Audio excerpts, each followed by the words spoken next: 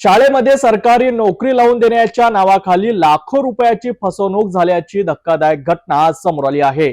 अध्यक्षासह 6 जणांविरोधात गुन्हा दाखल करण्यात आला असून पाचपावली पोलिसांनी तपास सुरू केला आहे। नागपूरमधील पाचपावली परिसरात शाळेत नोकरी मिळवून देण्याच्या आमिषाने मोठी आर्थिक फसवणूक केल्याचा प्रकार उघडकीस आलाय। नवा नकाशा परिसरातील फरहीन अफसा, तिचा भाऊ शेख इर्शाद, बहीण अमरीन आणि इतर काही जणांना आरोपींनी शाळेत कायमस्वरूपी सरकारी नोकरी मिळवून देण्याचं आमिष दाखवलं। संबंधित शाळेला शासनाचं 100% अनुदान असल्याचं सांगत स्थिर नोकरीचं स्वप्न दाखविण्यात आलं। या आमिषाला बळी पडून पीडितांनी आरोपींना तब्बल 45,50,000 रुपये दिले, मात्र ना नोकरी मिळाली ना वेतन। त्यामुळे आपली फसवणूक झाल्याचं लक्षात येताच पीडितांनी पाचपावली पोलीस ठाण्यात धाव घेतली।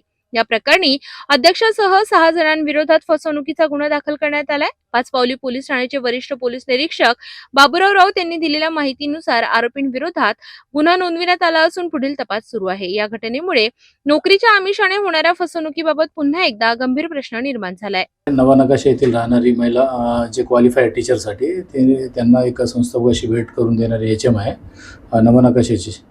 त्यांनी नवा नकाशाच्या हेडमास्टरला त्या ज्या ठिकाणी स्कूल आहे त्यांच्या स्कूलमध्ये कन्फर्म मास्तर की टीचर नोकरी लावून देतो म्हणून ते एकाच परिवाराचे जवळपास 30 लाख रुपये घेतलेले आहे। इतर लोकांकडून असं टोटल 45,50,000 रुपयाची फसवणूक झाल्याची तक्रार प्राप्त झाली। चौकशी अंती मान्य पोलीस उपायुक्त परिमंडळ 3 यांच्या आदेशाने जे गुन्हा दाखल करण्यात आले।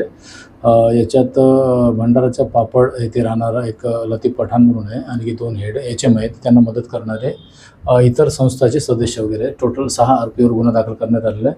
हे तपास गुन्हे पोलीस निरीक्षक श्री युनुस शेख हे साहेब तपास करीत आहे। बरोबर आहे, याच्यात जवळपास 45,50,000 असं आहे। याच्यात आणखी रक्कमही वाढू शकते, पीडिताही वाढू शकतात आणि आरोपी वाढू शकतात। याच्यात नेमकं शिक्षण अधिकाऱ्याचं पत्रकार खरे आहे अशा समजून खोटं प्रमाणपत्र दाखवून यांना ग्रँट असल्याची माहिती देऊन टप्प्याटप्प्याने पैसे घेतलेले आहे।